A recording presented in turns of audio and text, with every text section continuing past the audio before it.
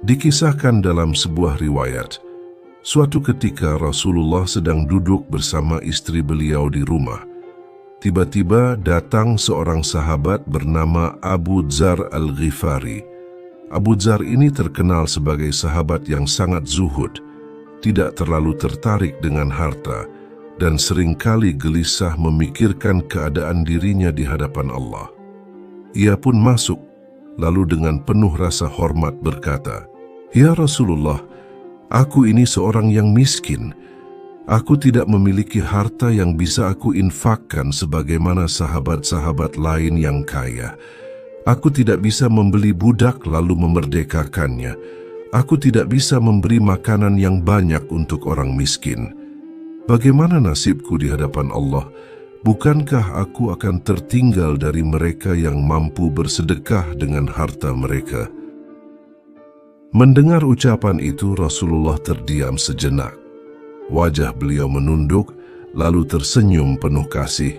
Setelah itu beliau bersabda, "Wahai Abu Dzar, apakah engkau tidak tahu bahwa setiap tasbih adalah sedekah, setiap tahmid adalah sedekah, setiap tahlil adalah sedekah, setiap takbir adalah sedekah.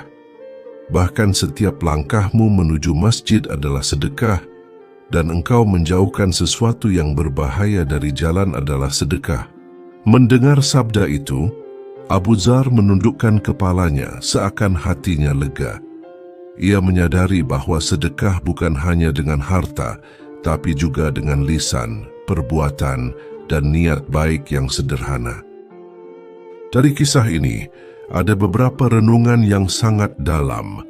Pertama, Rasulullah mengajarkan bahwa ukuran kebaikan di sisi Allah bukanlah semata-mata banyaknya harta yang kita keluarkan, tetapi kesungguhan hati dan amal yang ikhlas. Orang yang kaya memang punya kesempatan besar dengan hartanya, namun yang tidak punya harta sama sekali tidak ditinggalkan oleh Allah. Bahkan kalimat yang sederhana seperti Subhanallah, Alhamdulillah, La ilaha illallah, Allahu Akbar dicatat sebagai sedekah. Kedua, kisah ini menegur kita agar jangan pernah meremehkan amal yang kecil.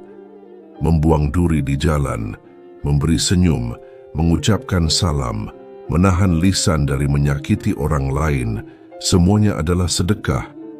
Inilah bukti kasih sayang Allah yang membuka pintu pahala untuk setiap hamba tanpa terkecuali.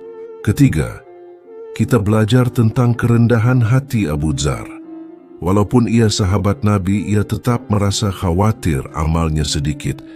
Ini menjadi cermin bagi kita yang sering merasa cukup dengan ibadah seadanya. Padahal sahabat yang jauh lebih mulia saja masih takut tertinggal dari rahmat Allah. Keempat, sabda Rasulullah meneguhkan bahwa Islam adalah agama yang adil. Allah tidak hanya menilai dari kemampuan materi, tapi dari kesungguhan jiwa. Seorang miskin bisa mendahului orang kaya dalam pahala jika ia ikhlas dalam zikir dan amal kecilnya.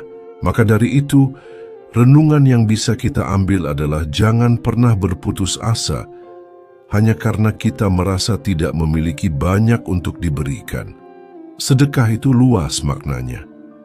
Lidah yang selalu berzikir, hati yang selalu bersyukur, langkah yang menuju kebaikan, tangan yang menolong, bahkan senyuman yang tulus, semuanya adalah bagian dari sedekah.